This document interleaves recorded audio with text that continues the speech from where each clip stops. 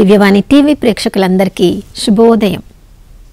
యేసుక్రీస్తు పరిశుద్ధ నామంలో ప్రియులారా మీ అందరికీ స్వాగతం, సుస్వాగతం.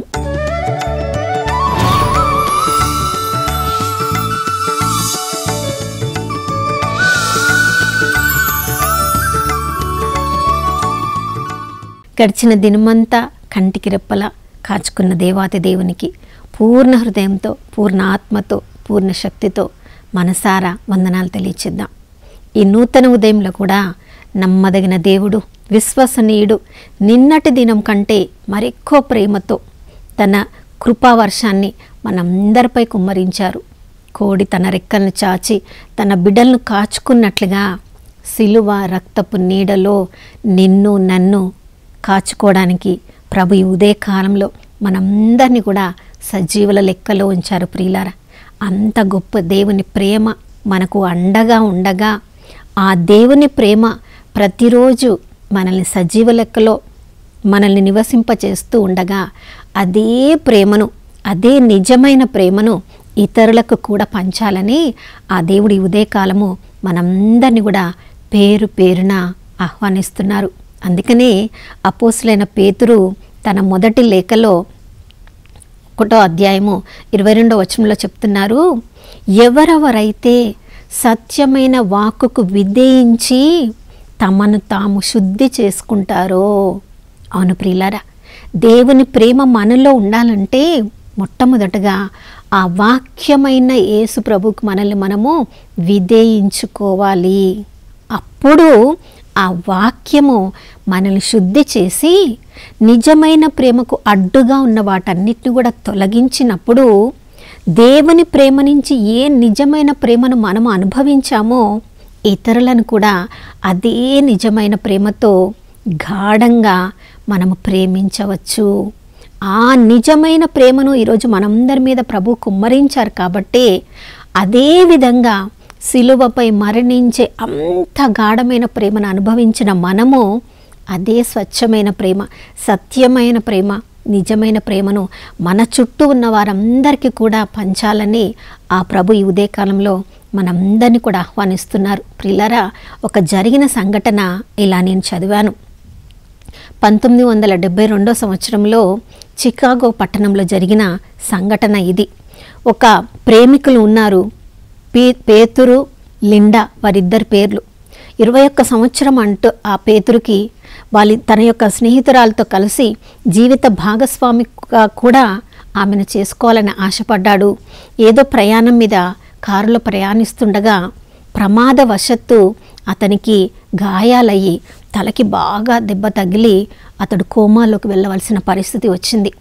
అతన్ని ఆసుపత్రిలో చేర్పించినప్పుడు ఇతడు జీవించడం చాలా కష్టం, ఒకవేళ బ్రతికినా కూడా ఇతని వల్ల ఏ ఉపయోగం ఉండదు, ఇతడు ఇలా కోమాలోనే ఉంటాడు అని వైద్యులు చెప్పినప్పటికీ ఆ వార్త వినిన వెంటనే ఆ పేతురు యొక్క ప్రేమికురాలు లిండా పరిగెత్తుకొని ఆసుపత్రికి వెళ్ళి 3.5 నెలలు మామూలుగా తను ఏ గాయం లేనప్పుడు ఎలా ప్రేమగా మాట్లాడేదో కోమాలో ఉన్న ఆ పేతురుతో కూడా అలా మాట్లాడుతూ ఉండేదంట. వాళ్ళ రోజు కార్యక్రమాలు చెప్తూ ఉండేదంట.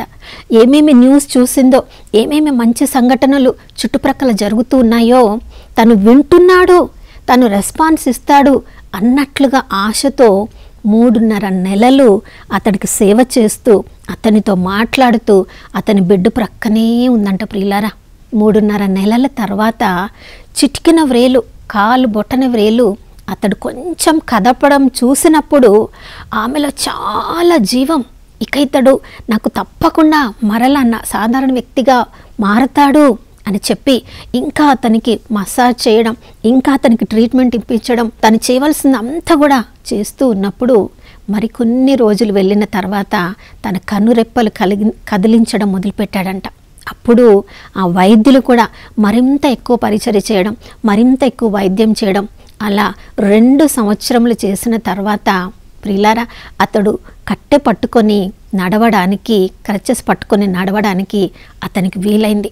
ఇక వెంటనే తన దగ్గర ఉన్న డబ్బులన్నీ కూడా వెచ్చించి ఎక్కడ వాళ్ళు జీవనం సాగించాలని అనుకున్నారో అక్కడ స్విమ్మింగ్ పూలు ఆమె తన డబ్బులు అన్నిటితో కట్టించి ఆ నీటిలో అతన్ని దింపి ఎక్సర్సైజ్ చేయించడం వల్ల తప్పకుండా ఇతడు సాధారణంగా నడుస్తాడు అని తన నిజమైన ప్రేమను చూపించింది. కాబట్టి 2.5 సంవత్సరములకి అతడు నడవగలుగుతున్నాడు.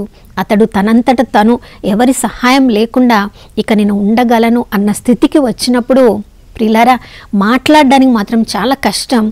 ఏదో ఒక మాట అన్నప్పుడు ఇక మాటలు కూడా ఇతనికి వస్తాయి అని లిండా యొక్క తల్లిదండ్రుల్లో కూడా ఆశ కలిగిందంట. అప్పుడు లిండా తన తల్లిదండ్రులతో నేను వివాహం అంటూ చేసుకుంటే ఈ వ్యక్తిని వివాహం చేసుకుంటాను అన్నప్పుడు అతను ఇప్పుడు నడవగలిగిన స్థితిలో ఉన్నాడు కదా, నీ పేరు పిలవగలిగితే చాలు, మేము నిన్నిచ్చి అతనికి వివాహం చేస్తా అన్నప్పుడు మరొక 6 నెలల తర్వాత తన పేరు పిలిచాడు. కొంచెం కొంచెం మాట్లాడడానికి మొదలుపెట్టాడు. ప్రియులారా, ఇదంతా జరగడానికి 2.5-3 సంవత్సరములు లిండా తనను తాను ప్రక్కన పెట్టుకొని తన యొక్క సమయాన్ని, తనకున్న తలాంతులన్నిటినీ, తన యొక్క ధనాన్ని అన్నిటిని వెచ్చించి తనకు ప్రాణానికి ప్రాణమైన ఆ పీటర్ని కాపాడుకుంది, సేవ చేసింది, నిజమైన ప్రేమను చూపించింది. కాబట్టి అతన్ని తిరిగి సాధారణ వ్యక్తిగా మార్చగలిగింది. దేవుని ప్రేమ ద్వారా అతని జీవిత భాగస్వామిగా కూడా మారగలిగింది. వాళ్ళిద్దరు వివాహం జరిగిన రోజు అక్కడ చికాగో పట్టణంలో ఉన్న టీవీ స్టేషన్స్ అన్నీ కూడా వాళ్ళ వివాహాన్ని లైవ్ ప్రోగ్రామ్గా చూపించారంట. అంతేకాదు దూర దేశాలైన ఆస్ట్రేలియా నుంచి కూడా వీళ్ళ యొక్క నిజమైన ప్రేమను విన్నవాళ్ళు అక్కడి నుంచి కూడా వీళ్ళకి బహుమానములు పంపించారంట. ప్రియులారా, నిజమైన ప్రేమ ఎక్కడ ఉంటుందో అది దేవుని ద్వారా మాత్రమే మనలో జన్మింప చేయగలిగింది. చూడండి, ఈ ప్రేమ, నిజమైన ప్రేమకు మూలం ఎవరు? స్వయాన దేవాతి దేవుడు. యోహాను రాసిన మొదటి లేఖ 4వ అధ్యాయం 8వ వచనంలో మనం చదువుతున్నాం, దేవుడు ప్రేమ స్వరూపుడు.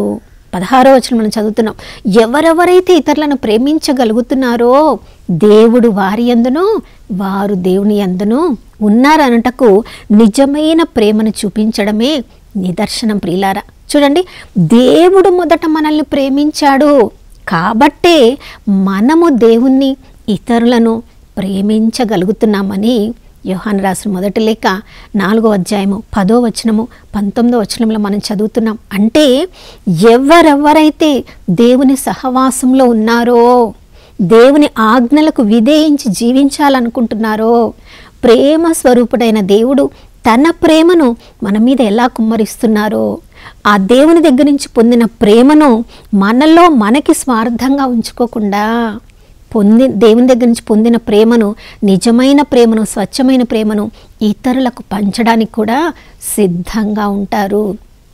ప్రియులారా, ఒక్కటేసారి దేవుని ప్రేమనంతా మనము అనుభవించినప్పటికీ ప్రతిరోజు మన జీవితంలో ఇతరులకు చూపించే ప్రేమలో మనం వృద్ధి చెందాలి, ఆ ప్రేమలో నిలకడగా ఉండాలని తెస్సలోనిక ప్రజలకు రాసిన మొదటి లేఖ 3వ అధ్యాయము 12వ వచనంలో మనకు చెప్తూ ఉన్నారు. ప్రియులారా, 4వ అధ్యాయంలో కూడా ఆ ప్రేమను మనము ప్రతిరోజు ధరించుకోవాలి, ప్రతిరోజు అలవర్చుకోవాలి. కొన్నిసార్లు కొన్ని పరిస్థితులను చూసినప్పుడు వాళ్ళని మనకి ప్రేమించాలని అనిపించదు, కానీ మన దుస్తులను ప్రతిరోజు ఏ విధంగా వాటిని ప్రేమించి మనం ధరిస్తామో, ఎవరోని దేవుడు మన జీవితంలో పెట్టారో, కొన్నిసార్లు వాళ్ళు మనల్ని గాయపరిచినప్పటికీ, మనల్ని నిందించినప్పటికీ, మనకి వ్యతిరేకంగా వాళ్ళు జీవిస్తున్నప్పటికీ కూడా దేవుని ప్రేమను మనం కూడా దేవునికి వ్యతిరేకంగా చేసిన వాళ్ళమే అయినప్పటికీ దేవుడు మనల్ని ప్రేమించినట్లు మనం కూడా ఇతరులను ప్రేమించడానికి అలవర్చుకోవాలి. ప్రియులారా, ప్రతిరోజు దినదినాభివృద్ధి ప్రేమను ఇతరులకు చూపించడంలో మనం నేర్చుకోవాలని వాక్యం ఈరోజు మనల్ని సెలవిస్తుంది. చూడండి, కొలస్సీలకు రాసిన లేఖ 3వ అధ్యాయంలో ప్రభు చెప్తున్నాడు, ఆ ప్రేమలో మనం నిలకడగా ఉండాలి. ప్రేమ ఒక్కటే దేవునికి మనకి మధ్యలో గల సంబంధాన్ని దృఢపరుస్తుంది, గట్టిగా చేస్తుంది. ఆ దేవుని ప్రేమను అనుభవించిన మనము ఇతరులకు ఆ ప్రేమను పంచగలిగినప్పుడే, ఎవరెవరైతే దేవుణ్ణి ఆయన యొక్క శరీర రూపంలో భౌతికంగా చూడలేరో, కానీ మనం చూపిస్తున్న ప్రేమ ద్వారా ఇతరులకు మనము ఆ ప్రేమను అనుభవించగలం. చూడండి, అందుకని యోహాను రాసిన మొదటి లేఖ 3వ అధ్యాయంలో యోహాను భక్తుడు చెప్తున్నాడు, మన ప్రేమ కేవలం మాటల్లో మాత్రమే ఉండకూడదు, అది క్రియల్లో చూపించగలగాలి.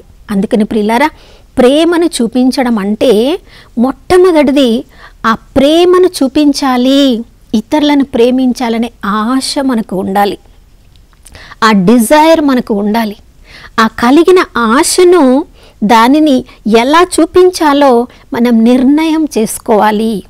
ఏ ఏ కార్యాలు చేయడం ద్వారా, ఏ ఏ మాటలు మాట్లాడడం ద్వారా, ఏ ఏ త్యాగక్రియలు మనం చేయాలని నిర్ణయించుకోవాలి. రెండవది ఆశను నిర్ణయంలోనికి తీసుకొని రావాలి. ప్రియులారా, నిర్ణయించుకొని ఆగిపోతే సరిపోద్దు. ఏమేమి నిర్ణయాలు తీసుకున్నామో దాన్ని మనం ఆచరణలో పెట్టాలి.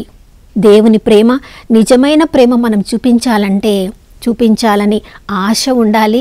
దానికి తగ్గ నిర్ణయాలను చేయాలి. చేసిన నిర్ణయాలను ఆచరణలోనికి పెట్టాలి.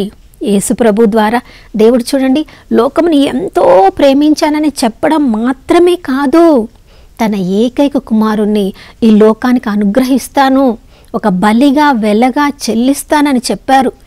వాగ్దానం ఇవ్వడం మాత్రమే కాదు, అనుకూల సమయంలో, దేవుడు నిర్ణయించిన సమయంలో ఆయనని మనిషిగా ఈ లోకంలోనికి పంపించి సిలువ బలి మరణము ద్వారా, ఆయన ప్రాణత్యాగం ద్వారా ఎంతగా పరలోకపు తండ్రి మనల్ని ప్రేమిస్తున్నారో క్రియల్లో చూపించారు. ప్రియులారా, అదే నిజమైన ప్రేమ, అదే స్వచ్ఛమైన ప్రేమ, అదే సత్యమైన ప్రేమ. అదే ప్రేమను దేవుడు మన నుంచి కూడా కోరుకుంటున్నారు. మనం కూడా ఎంతోమందికి ఎన్నెన్నో మాటలను చెప్తాం. నీకు ఈ సమయంలో నీతో నిలబడతాను, నేను ఉండగా నీకు భయం ఎందుకు, రకరకాలుగా మాటల్లో మాత్రమే మన ప్రేమను చూపిస్తున్నామా? చూడండి, వృద్ధాశ్రమంలో ఎంతమంది తల్లిదండ్రులను చేర్పిస్తూ ఉన్నారు. ఆ తల్లిదండ్రులు మనము చిన్నగా ఉన్నప్పుడు ఎన్ని త్యాగాలు చేశారో, మన కోసం ఎన్ని శ్రమలు అనుభవించారో, ఎన్ని తమకిష్టమైన వాటిని వాళ్ళు ప్రక్కన పెట్టారో. కానీ మన ప్రేమను చూపించాల్సిన సమయంలో మన అవసరములు మనకు ఎక్కువగా కనిపిస్తున్నాయి కాబట్టి, మన జీవితము మనం గొప్పగా తీర్చిదిద్దుకోవాలనుకుంటున్నాం కాబట్టి, మన ప్రేమ కొరకు ఎదురు చూస్తున్న వాళ్ళని నిజంగా మాటల్లో మాత్రమే కాకుండా క్రియల్లో మన ప్రేమను చూపిస్తున్నామా? ఈ ఉదయకాలంలో మనల్ని మనం సిద్ధపరచుకున్నాం. ఆ ప్రభువుకి ఆ కల్వరి ప్రేమ, పరలోక ప్రేమ మనందరి మీద కుమ్మరించాలని ప్రార్థన చేసుకుందాం. నాతో కలిసి ప్రార్థించండి. పరిశుద్ధుడైన దేవానికి స్తోత్రములు తండ్రి. ప్రభా, యేసయ్య, మీరు ఈ లోకంలో ఉన్నప్పుడు మీ శిష్యులను ఎంతగానో ప్రేమించారు తండ్రి. వాళ్ళు ఎన్నోసార్లు వాళ్ళ మధ్యలో మనస్పర్ధలు వచ్చినప్పటికీ కూడా ప్రభా, ఎక్కడ వాళ్ళని సరిచేయాలో వాళ్ళ మనస్తత్వము ఎరిగి ఉన్నారు కాబట్టి ప్రభా, వాళ్ళ ఆలోచనలను, ఆచరణలను, వాళ్ళ నిర్ణయాలను మీరు సరిచేసి మీ జీవితం ద్వారా ఏది నిజమైన ప్రేమ అని సిలువ బలి మరణము ద్వారా మీరు ఈ లోకానికి చూపించారు ప్రభా. మాటల్లో మాత్రమే కాదు, క్రియల్లో మిమ్మల్ని ఎలా అనుసరించాలో నేర్పించారు తండ్రి. ఈ ఉదయకాలంలో మేమందరం కూడా కేవలము మాటల ద్వారానే మా యొక్క ప్రేమను వ్యక్తపరచకుండా దాన్ని మా క్రియల్లో వ్యక్తపరచడానికి ఉదయకాలంలో మమ్మల్ని అందరినీ కూడా సిద్ధపరచండి అయ్యా. రోమీలకు రాసిన లేఖ నాయన 5వ అధ్యాయంలో 1వ వచనంలో మీ ప్రేమను మా మీద కుమ్మరించారు తండ్రి, స్తోత్రం.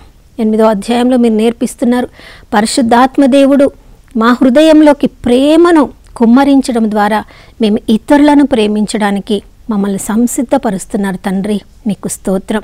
ఈరోజు అంతా కూడా ఎవరెవరికి మీ ప్రేమ అవసరమైందో వాళ్ళందరినీ మేము నిజమైన ప్రేమతో, కల్వరి ప్రేమతో ప్రేమించడానికి నాయన ప్రేమ అనే కవచాన్ని మా అందరికీ కూడా ఈరోజు అనుగ్రహించమని యేసయ్య పరిశుద్ధ నామంలో అడిగి వేడుకొని పొంది ఉన్నాము మా ప్రియ పరలోకపు తండ్రి, ఆమేన్. అవును ప్రియులారా, ప్రేమ ఒక్కటే ఈ లోకంలో చిరస్మరణీయంగా నిలిచిపోతుంది.